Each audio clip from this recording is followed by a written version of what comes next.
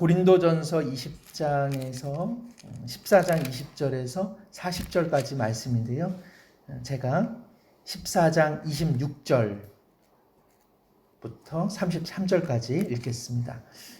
그런즉 형제들아 어찌할까 너희가 모일 때에 각각 찬송시도 있으며 가르치는 말씀도 있으며 계시도 있으며 방언도 있으며 통역함도 있나니 모든 것을 덕을 세우기 위하여 하라. 만일 누가 방언으로 말하거든 두 사람이나 많아야 세 사람이 차례를 따라 하고 한 사람이 통역할 것이요 만일 통역하는 자가 없으면 교회에서는 잠잠하고 자기와 하나님께 말할 것이요 예언하는 자는 둘이나 셋이나 말하고 다른 이들은 분별할 것이요 만일 곁에 앉아있는 다른 이에게 계시가 있으면 먼저 하던 자는 잠잠할지니라. 너희는 다 모든 사람으로 배우게 하고 모든 사람으로 권면을 받게 하기 위하여 하나씩 예언할 수 있느니라. 예언하는 자들의 영은 예언하는 자들에게 제재를 받나니 하나님은 무질서의 하나님이 아니시오 오직 화평의 하나님이시니라. 아멘. 또 39절과 40절도 읽겠습니다. 그런즉 내 형제들아 예언하기를 사모하며 방언 말하기를 금하지 말라. 모든 것을 품위 있게 하고 질서 있게 하라. 아멘. 오늘 본문도 어제의 본문과 연이어서 방언과 예언의 은사를 비교하면서 다루고 있습니다. 우리가 확인하게 되는 것은 은사는 자기의 유익을 위한 것이 근본 목적이 아니라고 하는 것, 교회의 덕을 세우고 그리스도의 몸인 공동체를 풍성하게 하는 것에 하나님이 성령을 통해 은사를 주시는 이유가 있습니다. 성령의 은사는 어떤 특별한 사람들만 소유하는 것 아니라는 사실도 늘 기억해야만 합니다. 그것은 이제 우리가 성령의 은사를 때때로 방언, 또 병고침, 그리고 환상을 보는 것, 그리고 앞날을 미리 얘기하는 것, 이상하게 그 희한하고 별다른 것을 끊임없이 은사로 오인하고 착각하는 경우가 많이 있기에 은사를 받았다, 이것을 희한한 경험으로 국한시키고 있습니다. 그것은 성경에서 인출된 내용이 아닙니다. 성경 어디에도 은사를 그런 몇 가지 희한하고 또 별다른 은사로 한정하고 있지 않기 때문에 그러합니다. 거듭 말씀드리는 것은 이러한 것을 머리로만 알아서는 안 되고 실제로 그렇고 그런 것을 끊임없이 기억할 필요가 있습니다. 남을 돕는 일, 격려하는 일, 위로하는 일, 쓸고 닦는 일, 그리고 다른 사람의 말을 잘 들어주는 일, 그리고 미술하는 일, 또 찬양하는 일, 율동하는 일, 반주하시는 일, 방송 장비 잘 다루시는 일, 그리고 악기 같은 거 잘 다루시는 일, 다른 사람의 마음을 시원하게 해주는 격려의 말들을 잘해주는 일, 다 소중한 은사라는 사실을 꼭 기억할 필요가 있습니다. 그래서 은사적인 측면에서 열등감을 가질 필요도 없고, 또 은사 무슨 대축복회라고 해서 희한한 은사를 받으려고 하는 곳으로 분주히 발걸음을 옮길 필요도 없다는 사실이죠. 다 중요합니다. 그리고 다 소중한 일이고요. 그 소중한 일들이 있어야만 그리스도의 몸이 풍성해진다는 사실을 꼭 기억할 필요가 있습니다. 은연중에 은사를 구하고자 하는 내 마음에 무엇이 있는지를 살펴볼 까닭이 여기에 있습니다. 내가 그저 묵묵히 교회를 섬기려고 하는데 특별한 은사를 구하고자 하는 내 마음의 저희는 무엇이 있는가? 나도 모르게 과시하고 싶은 마음이 있는가? 나도 모르게 십자가 외에 또 다른 것을 통해 하나님을 경험하려고 하는 내 마음의 숨은 동기는 무엇인지를 살펴볼 필요가 있다는 것이죠. 사실 이렇게 그 초대교회의 은사 문제가 항상 드러날 수밖에 없었던 근본적 이유 중에 하나는 아직 성경 66권이 완료되지 않았기 때문에 그러합니다. 또 이때는 초기 기독교가 교회로서의 역할을 감당하기에는 둘러싼 외적 환경이 정말 어려운 때였습니다. 잘 아시는 것처럼 로마의 핍박이 가중되었고, 그리고 유대인들과 그리고 이방인들 간에 이런 종교적 색채가 확연히 달랐던 때입니다. 더군다나 하나님의 말씀은 구약 성경은 주어졌지만 예수 그리스도의 말씀이 아직 성경 27권으로 확증되지 않았던 때입니다. 즉 여전히 계시가 활발히 진행되었던 때이기 때문에 하나님께서는 비상한 때에 비상한 방법으로 치유의 역사도 일으키시고 그리고 말씀의 새로운 계시도 부어주시는 그런 상당히 신약 교회가 막 커가고 태동하고 자리를 잡는 시대였기 때문에 이러한 방언과 예언과 병고침과 여러 가지 은사들이 확연히 드러나던 때입니다. 그렇기 때문에 그때의 상황과 오늘의 상황을 견주해서 오늘의 참교회도 초대교회에 일어났던 계시적 과정의 일들이 지금 다 일어나야만 지금의 교회가 건강한 교회다라고 한다면 그것은 성경에 대한 시대적 몰 이해에서 비롯되는 것입니다. 그런 측면에서 우리는 성경 66권을 통해서 하나님이 우리에게 전해주고 싶은 모든 것들은 이 66권에 다 기록되어 있습니다. 그래서 성경 66권이 중요한 것은 바로 거기에 있습니다. 그냥 66권이 있다 이런 뜻이 아니라 하나님이 우리의 신앙생활, 믿음생활 그리고 하나님의 뜻대로 살아감에 있어서 필요 충분한 모든 것을 성경을 통해 주셨다는 것이죠.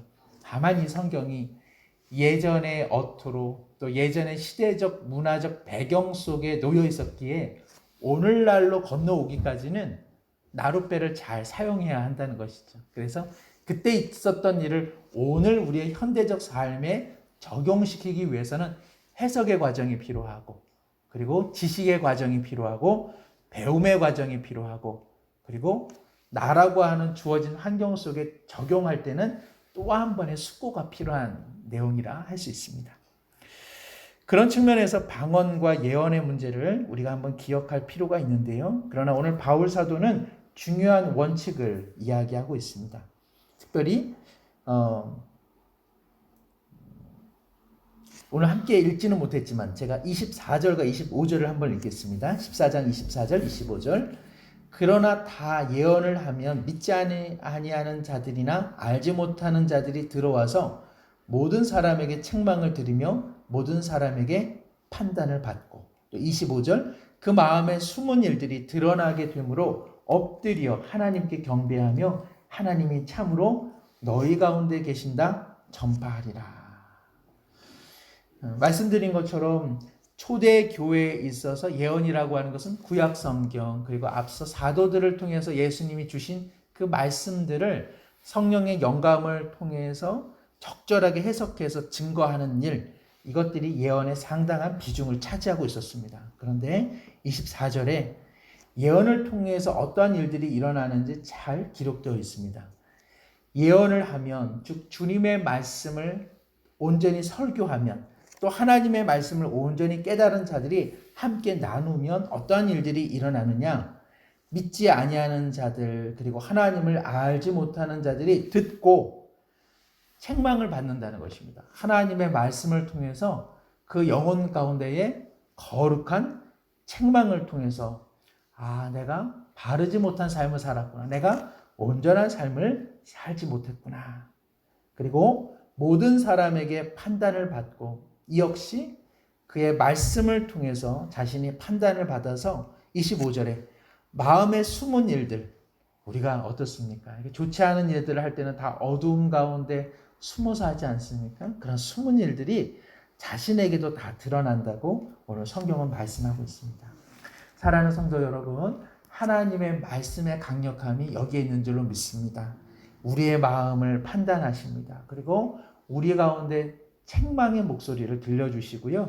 우리 마음 가운데 덮어두었던 숨은 일들이 드러나서 내가 주님 앞에서 온전한 삶을 살지 못했구나 하는 회개의 마음을 준다는 것입니다. 하나님의 말씀을 통해서 우리는 책망을 받고 있습니까? 아니면 위로만 받고 있습니까? 저도 말씀을 들을 때는 때때로 위로받기를 원하고 또 말씀을 이렇게 누군가의 말씀을 들을 때는 이거 우리 성도님들에게 써먹어야겠다. 그래서 자꾸만 누군가에게 써먹으려고 하는 것이 이 설교자의 문제라고 할 수 있습니다.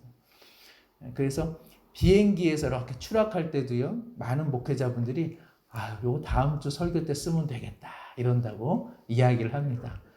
그 비행기가 떨어지는 절박한 순간에서도 그 생각을 한다니.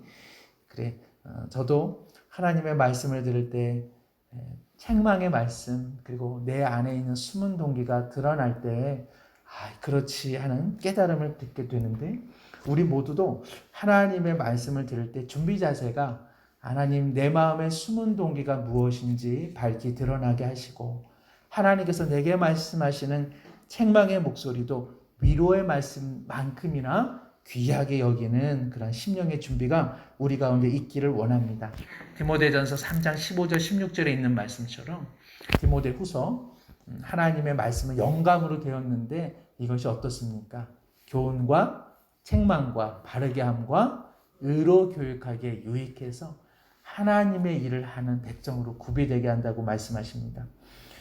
오늘 25절 하반절에 보니까는요, 이러한 숨은 일들이 드러날 때 하나님께 엎드린다고 이야기합니다. 순종의 자세, 그리고 복종의 자세, 하나님의 말씀에 아멘으로 화답하는 자세가 일어난다고 오늘 성경은 말씀합니다.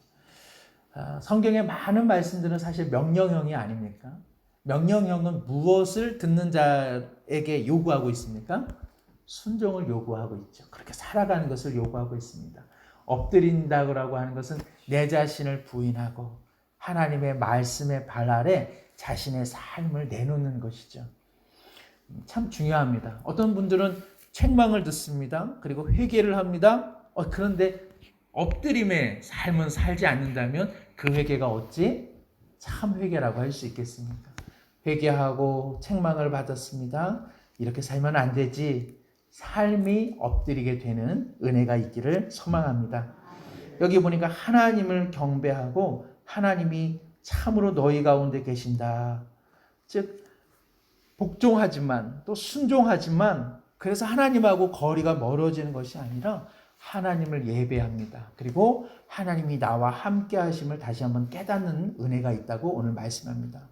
참 이것이 중요하다 생각이 듭니다. 어떠한 분들은 하나님의 말씀을 듣고 책망과 그리고 회개하는 마음도 있습니다. 그리고 하나님의 말씀에 순종도 합니다. 그런데 하나님이 함께 하시는 기쁨은 누리지 못합니다. 자기 자신의 잘못만 봐서는 안 됩니다. 하나님이 우리에게 책망을 하실 때는요, 너의 잘못과 너가 얼마나 부족한 존재인지 깨달으라고 하는 것이 출발선이기는 하지만 그 다음에 뭡니까? 그리스도의 십자가의 은혜를 바라보라고 하는 것이죠. 하나님의 크신 사랑을 바라보라고 하는 것입니다. 그런데 늘 자기 자신만 자책하고 늘 자기 자신만 정죄하면 어떻습니까? 사단이 그것을 역이용합니다. 그래, 너는 참 못났어. 그래, 너는 이 정도밖에 안 되지. 너 때문에 예수님이 돌아가셨어. 너 참 못됐어. 어떻게 그렇게 사니? 너는 그 정도의 인생이야. 그래, 늘 자책하면서 살아. 늘 스스로 정죄하면서 살아. 이렇게 되면 어떻습니까? 그리스도인들이 보여야 할 가장 중요한 표징 중에 하나는 무엇입니까? 기쁨의 삶이죠. 나 같은 존재인데 예수님이 나를 구원하셨어라고 하는 기쁨을 상실하면 하나님이 영광을 받지 못하십니다. 오늘 하나님의 말씀이 갖고 있는 강력한 은혜는 무엇입니까? 책망도 합니다. 그리고 우리에게 순종의 길로 나가게 합니다. 그러나 하나님을 보게 합니다. 이처럼 부족한 사람을 하나님이 그리스도를 통해서 나를 구원하셨으니 참 감사하다. 참 기쁘다. 우리가 스스로 자신을 돌보는 일이 있다 할지라도 우리 가운데 역사하시고 우리를 구원하시고 우리를 사랑하시는 그리스도의 십자가로 말미암아 우리가 늘 기뻐하기를 원합니다. 죄가 그리고 심판이 우리를 주장하지 않습니다. 하나님의 은혜가 우리를 주장하는 줄로 믿습니다. 그래서 말씀이 중요합니다. 그래서 말씀에는 능력이 있는 것이죠. 오늘 바울 사도는 26절에서 33절까지 아직 하나님의 말씀의 계시가 완전히 66권으로 충분히 확정되기 전까지는 때때로는 방언도 필요했습니다. 때때로는 예언도 필요했습니다. 그러한 초대교회를 향해 고린도 교회를 향해서 질서를 지키라고 꼭 이야기하고 있습니다. 누군가가 방언을 말하거든 통역자를 세워서 그 방언이 어떤 의미를 갖고 있는지를 상세히 설명해 주라는 것입니다. 사랑하는 성도 여러분, 하나님의 말씀은 잘 설명이 될 필요가 있다는 것입니다. 그저 요란한 소리, 그저 화려한 소리로는 부족합니다. 그것은 어떻습니까? 꽹가리에 불과하고 무슨 의미인지 헤아릴 수 없다는 것이죠. 저는 우리 찬양대가 예전에 이렇게 그 찬양을 하시는데 참 정확한 그 음색으로 정확한 가사를 전달해주고 의미 있는 가사를 전달해주는 것 참 소중하다 생각이 듭니다. 외람된 말씀이지만 아무리 성악과 아무리 유능한 그 음색을 낸다 할지라도 그 가사가 무슨 말을 하는지 모르면 어떻습니까? 그것은 그저 아름다운 음률에 불과하지 하나님을 향해 집중을 시키지 못합니다. 모든 은사는 어떻습니까? 그 방향성이 그리스도의 십자가를 향해야 그 은사가 의미가 있습니다. 은사를 발휘하는데 은사를 발휘하는 자신이 영광을 받으면 그것이 번역되지 않으면, 그것이 통역되지 않으면 그 은사는 자기 자신의 유익과 자기 자신의 영광만을 나타내는 것이죠. 그래서 우리가 섬길 때 우리 자신은 사라져야 한다는 의미가 거기에 있는 것입니다. 방언을 말할 때요, 3사람 정도가 순서를 정해서 다음 사람이 방언할 차례가 되면 27절에 그 사람에게 양보해야 한다는 것입니다. 그리고 방언에 대해 통역자가 없으면 그 방언은 잠잠하고 개인적으로 하나님 앞에 오고 기도할 때 사용하라고 이야기를 하고 있습니다. 4절에 보시면 또 예언과 관련해서는요, 29절에 예언하는 자는 2이나 3이나 말하고, 그러니까 누군가 하나님의 말씀을 전할 때에 성령의 영감이 내게 임했으니 나도 말하고 너도 말하고 저도 말하고 이렇게 혼잡해서는 안 되고 누가 말할지 정하되 3사람 정도면 충분하다. 그리고 예언하는 자들의 그 말이 성령의 감동을 통해서 하는 것인지 아니면 스스로 임의로 말하는 것인지 29절에 분별할 자를 세우라고 오늘 이야기하고 있습니다. 또 30절에 보면 하나님의 예언이 누군가에게 임하면 이제 그에게 자리를 양보하고 서로가 배우고 서로가 권면해서 나도 예언하고 너도 예언하는 이러한 중구난방의 혼란이 아니라 스스로 통제하고 서로가 견제하여 33절에 무질서의 하나님이 아니라 화평, 여기서 화평은 조화를 이루는 그러한 하나님이 그 예배 가운데 드러나야 한다고 오늘 성경은 말씀하고 있습니다. 얼마나 중요한 내용입니까? 이 말씀을 예언이 종결된 이때에 도식적으로 적용하는 것이 의미 있는 것이 아니라 바로 이러한 것을 통해서 바울 사도가 오늘 우리 가운데 말씀하고 있는 것은 무엇입니까? 은혜가 다 아니라는 것입니다. 내가 은혜 받았으니 내 마음대로 다 할 수 있는 것 아니라는 것이죠. 방언도 통역자가 있어 하나님의 영광을 드러내야 되는 것처럼 하나님의 말씀과 은혜를 받았을 때도 그것이 적절히 공동체에서는 늘 통제되어 사용되어야 한다는 것입니다. 내가 은혜 받았으니까 큰 소리를 낼 수 있는 것 아니라는 것이죠. 내가 은혜를 받았으니까 내 시간은 60분 중에 59분을 다 사용할 수 있는 권리가 있는 것 아니라는 것입니다. 하나님은 어떤 하나님이십니까? 질서를 지키시는 하나님이시고요. 그리고 조화를 이루시는 하나님이십니다. 때때로 한국교회를 향한 또 안타까움의 목소리 중에 하나는 이러한 신비주의, 경험주의, 그리고 은혜를 받아서 열광주의로 치달아서 이러한 통제하는 것, 질서를 지키는 것, 그리고 우리 가운데 하나님이 주신 지성을 통해 통역하고 분별해내는 일들은 마치 무미건조한 일들로 오인하는 경우가 참 많이 있습니다. 한국교회 가운데 오히려 약한 것은 무엇입니까? 적절하게 통제하고 자기 자신을 규제하고 하나님이 주신 이러한 지성들을 은혜 가운데 잘 사용하는 일들이 오늘 한국교회 가운데 더 요청되는 때가 아닌가 싶습니다. 앞으로 살아가는 우리의 시대는 얼마나 많은 판단을 요구합니까? 얼마나 많은 분별을 요구합니까? 이러한 시대적 요구, 시대적 분별이 우리 가운데 필요할 터인데 때때로 이렇게 방언을 하는 이러한 그런 그 열광적인 집회에 가보면 동물 소리를 내면서 방언을 합니다. 저는 이해는 못하겠습니다. 아무리 어떻게 이거 예, 이해 못 하시죠? 예, 왜 우리가 강아지 소리를 내면서 방언을 합니까? 또 어떤 분은 뭐 끊임없이 희한한 소리를 내면서 방언을 하는 경우도 있습니다. 또 무아지경으로 빠지려고 하는 경우도 있습니다. 그것은 올바른 태도는 아닙니다. 은사와 성령의 은혜, 하나님의 은혜 주심은 우리를 감정적으로 격앙시켜서 감정적인 흥분 상태로 이끌어가는 것이 아닙니다. 하나님의 지성과 분별력과 통제력을 더 날카롭게 사용하게 하시는 것이죠. 우리는 정신과 생각을 어떻습니까? 놓고 신앙생활을 하는 것 아닙니다. 정신줄을 놓고 신앙생활을 하는 것이 아니라 자꾸만 세상으로부터 정신줄을 놓게 하는 사단마귀의 유혹을 그리스도의 말씀으로 휘잡아서 우리의 생각과 우리의 사고가 누구를 향해서? 하나님을 향해서 집중력 있게 나가는 것, 이것이야말로 큰 은혜인 줄 믿습니다. 오늘 바울 사도가 39절에 형제들아 예언하기를 사모하고 방언 말하기를 금하지 말라. 오늘 우리식으로 말씀드리면 은사의 풍성한 것들이 다 소중하니 어떤 것들이 좋고 어떤 것들이 나쁘다 하여 막지는 말아라. 그러나 어떻습니까? 40절에 품이 있어야 된다. 여기서 품이 있다는 건 무엇입니까? 하나님의 믿음의 사람들의 격에 맞아야 된다. 하나님은 어떠한 분입니까? 혼란한 분은 아닙니다. 하나님은 무질서한 분은 아닙니다. 하나님은 그냥 격앙되어 있으신 어떠한 분이 아닙니다. 성령님은 그저 감정적으로 막 뜨거움만 막 불러일으킨 분 아닙니다. 하나님을 믿으면 하나님을 믿는 믿음의 사람답게 격을 갖추라고 하는 것이죠. 그래서 이를 통해 우리 하나님 영광 받으시는 줄을 믿습니다.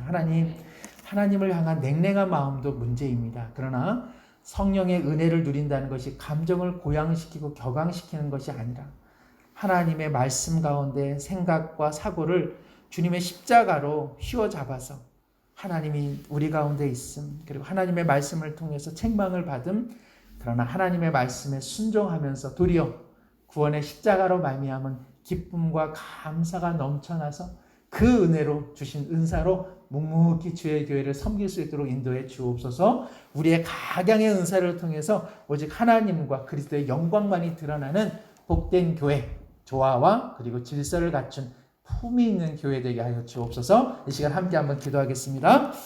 하나님 아버지 감사합니다. 하나님 우리 가운데에 무엇이 주님의 뜻인지 말씀을 통해 성경을 통해 우리 가운데 일러주시니 감사를 드립니다. 하나님의 말씀을 통해 내 숨은 욕망과 저희가 드러나게 하여 주시고 하나님의 책망의 말씀도 위로의 말씀처럼 우리의 삶에 약이 되게 하여 주시옵소서. 하나님의 말씀을 따라서 하나님 아버지 순종하며 살아가게 해주시고 엎드림의 삶을 살 수 있도록 인도해 주옵소서. 그러나 그 뜻에 부합되지 못한다 하여 하나님과 멀리 격을 지내지 않게 해주시고 나 같은 자를 은혜 가운데 영접하시고 붙잡아 주시고 십자가의 은혜로 구원해 주신 하나님으로 말미암아 항상 기쁨과 감사가 넘쳐나게 하여 주옵소서. 많은 은혜를 받았다 할지라도 통제력을 잃지 않게 해주시고 우리의 지성과 이성이 그리스도의 십자가에 든든히 붙잡힌 바 되어 하나님 우리의 지성과 이성을 통해서 하나님 앞에 영광을 올려드리게 하여 주옵소서. 많은 은사가 있다 할지라도 그것이 하나님의 은총 가운데 번역되게 하여 주시고 하나님 우리의 은사로 우리 자신을 드러내는 것 아니라 하나님의 영광만이 나타난 바 되게 하여 주시옵소서. 하나님 아버지 화평을 추구하게 하여 주시고 조화를 이루게 하여 주시고 하나님이 질서의 하나님이신즉 우리 모두도 품이 있는 하나님의 격에 맞는 신앙의 모습으로 살아가게 하여 주시옵소서.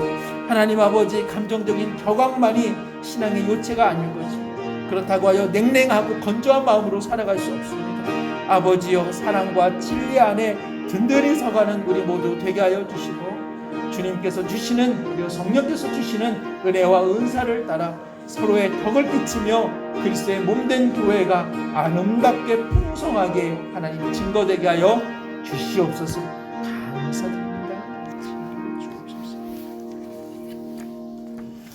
잠시 또 교회를 위해서 우리 함께 기도의 제물 되어지기를 원합니다. 오늘 화요일 예수님을 닮아가는 제자 공동체 되게 하여 주옵소서. 우리 함께 기도하기를 주님 사랑 안에서 참된 것을 하여 범사의 그리스도의 형상에 자라가는 우리 수유중앙교회 모든 예수님의 제자들 되게 하여 주옵소서.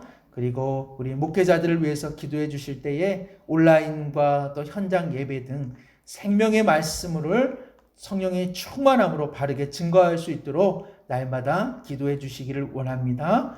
또 함께 기도하실 때에 얼마나 삶이 힘겹습니까? 그러다 보면 우리가 냉소적이고 비난을 또 우리 스스로 내뱉으며 살아갈 때 많이 있습니다.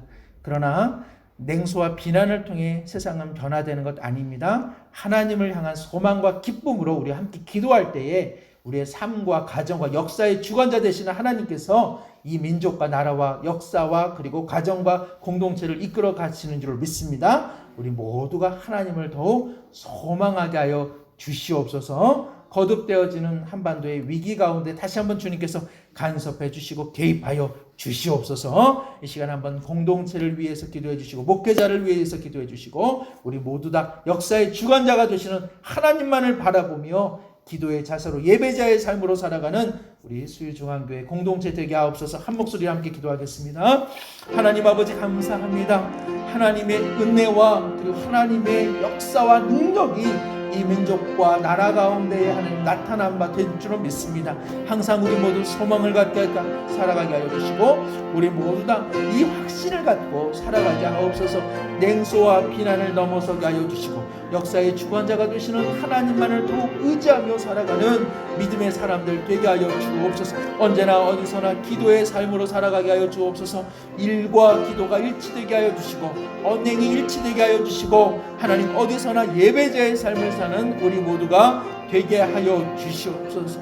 하나님 아버지 우리 사랑하는 모든 목회자들이 다시 한번 하나님의 순전한 말씀을 성령의 충만함으로 무장하고 준비하게 하여 주시고 가르치며 권면하며 증거할 때에 오직 성령의 능력과 하나님의 은혜가 드러나게 하여 주시옵소서. 하나님 아버지 한반도의 가운데에 어려움이 많이 있습니다. 위기가 있습니다. 방역과 경제와 안보가 휘청거리고 있습니다. 여호와 하나님께서 다스려 주시고 굳세게 하여 주시길 원합니다. 위정자들과 정부 당국을 불쌍히 여겨 주셔서 하나님의 뜻 가운데에 의를 행하게 하여 주시고 하나님의 붙잡힌 바 되어 통치자의 역할을 온전히 감당할 수 있도록 역사해 주시옵소서. 코로나19로 인하여 복음이 하나님 위축되지 않게 하여 주시고 어떠한 모양으로든지 하나님의 말씀의 힘이 있으니 왕성히 증거되어 주시도록 역사해 주옵소서.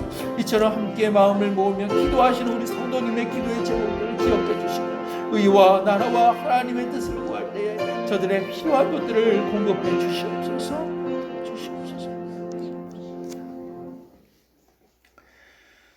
좋으신 하나님 아버지 주님께서 이 나라의 그리고 이 민족의 이 역사의 주관자이심을 고백합니다.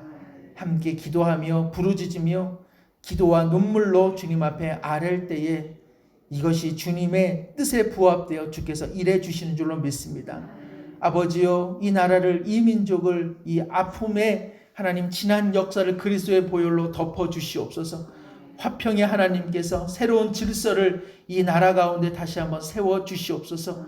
민족 가운데 나라 가운데 방역과 경제와 그리고 국가 안보의 위기 가운데 놓여져 있습니다. 우리 스스로도 때로는 냉소적이고 비난할 수 있겠지만 하나님 아버지 다시 한번 역사의 주관자 되시는 하나님을 향해 기도의 손을 모으게 하여 주시고 하나님께서 역사하시고 주관하실 것을 믿을 때에 우리 마음 가운데 기쁨과 명랑함이 상실되지 않게 하여 주시옵소서. 하나님 아버지 코로나19로 인해서 함께 모이기 어려운 이때에 우리 모든 성도들이 도리어 더욱 기도자가 되게 하여 주시고 언제나 어디서나 예배자의 삶을 살 수 있도록 인도해 주시옵소서. 한 영혼들마다 하나님과 직면할 수 있는 의뢰를 더해 주시고 호람되어 하나님의 존전 앞에서 하나님의 뜻대로 살아가는 귀하고 복된 삶을 살아가는 우리 모든 성도들 되게 하여 주시옵소서. 하나님 아버지 우리에게 주신 은혜 그리고 우리에게 주신 은사는 그 무슨 모양으로든지 다 소중한 줄로 믿습니다. 서로가 서로를 격려하게 하여 주시고 서로가 서로를 더욱 낮게 여기게 하며 하나님 우리의 영광은 사라지게 하여 주시고 우리의 묵묵한 섬김을 통해 그리스도의 몸된 교회의 공동체 가운데 하나님의 영광만이 더욱 드러나게 하여 주시옵소서. 하나님을 믿고 하나님의 은혜와 성령의 역사하심은 지성을 파괴하는 일이 아닐진데 우리 스스로 감정을 격앙시키고 고양시키는 경험주의적 신앙을 떨쳐버리고 오히려 하나님의 지성, 하나님을 향한 믿음을 가지고 통제하며 분별하며 그러나 뜨거운 열정을 가지고 그리고 역성을 가지고 하나님 나라를 섬길 수 있도록 은혜를 베풀어 주시옵소서. 질서의 하나님, 화평의 하나님, 조화의 하나님, 우리 모두 그 하나님의 이름에 걸맞는 품위를 유지하게 하여 주시고 참으로 교회 가운데 뜨거운 열정과 함께 질서 있으며 또 서로를 위하여 배려하는 마음들이 하나님 함께 자라나는 귀한 공동체 되게 하여 주옵소서. 사랑하는 우리 성도님들, 이 새벽에 주님 앞에 구할 개인적 기도도 참 많이 있지만 그 나라와 의를 구하였은즉 오늘 하루도 살아갈 삶의 모든 일용할 것들을 넉넉히 공급해 주옵시고, 아픈 마음 있거든 위로해 주옵시고, 연약한 육신이 있거든 하나님께서 치료하여 주시며, 말 못할 깊은 아픔이 있거든 우리 주님께서 안아주시고 우리 주님께서 부담아 주시옵소서. 하나님의 말씀에는 능력이 있어 교훈과 책망과 바르게 함과 의로 교육하기에 유익한 줄로 믿사오니 하나님의 말씀을 통하여 책망받을 때에 더욱 순종하며 복종하는 삶으로 변화되게 하여 주옵시고, 하나님께서 우리 가운데 임재하여 주시며 그리스도의 십자가로 말미암아 우리를 사랑해 주시는 그 기쁨을 이기지 못하시는 주님의 사랑으로 말미암아 우리 모두 다 감사와 기쁨으로 오늘 하루도 살아가게 하여 주옵소서. 십자가의 영광을 바라보며 예수 그리스도의 이름으로 감사 기도드리옵나이다. 아멘. 주기도문 고백합니다. 하늘에 계신 우리 아버지여, 이름이 거룩히 여김을 받으시오며 나라가 임하옵시며 뜻이 하늘에서 이룬 것 같이 땅에서도 이루어지리다. 오늘날 우리에게 일용할 양식을 주옵시고 우리가 우리에게 죄 진 자를 사하여 준 것 같이 우리의 죄를 사하여 주옵시고 우리를 시험에 들게 하지 마옵시고 다만 악에서 구하옵소서. 되게 나라와 권세와 영광이 아버지께 영원히 있사옵나이다. 아멘.